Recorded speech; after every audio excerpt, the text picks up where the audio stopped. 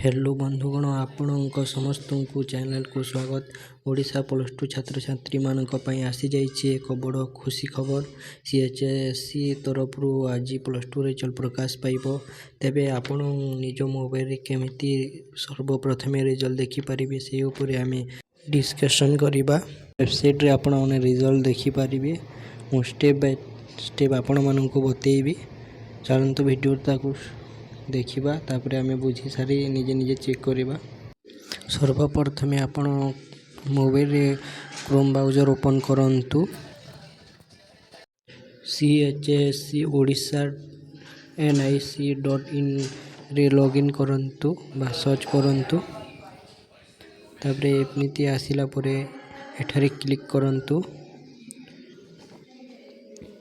Click हो सारा परे तो ये वेबसाइट चलुनी तो मु आपण मानकु आउट वेबसाइट रे लॉगिन करके देखौछि।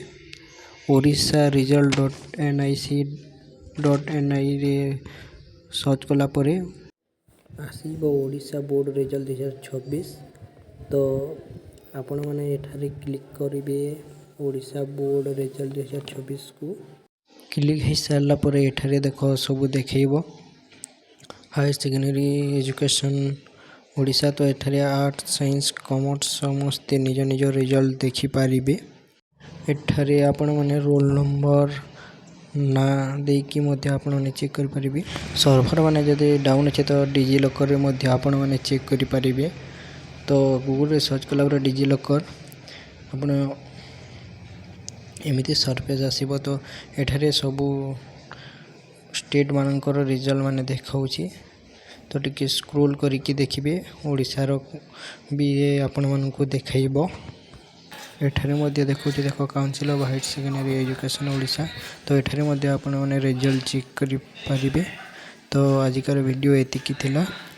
आ मु जेते सारा वेबसाइट रे रिजल्ट चेक करि परिबे से मानकर लिंक मु डिस्क्रिप्शन रे देछि। आपण माने चेक करि परिबे। तो रहिली जय जगन्नाथ।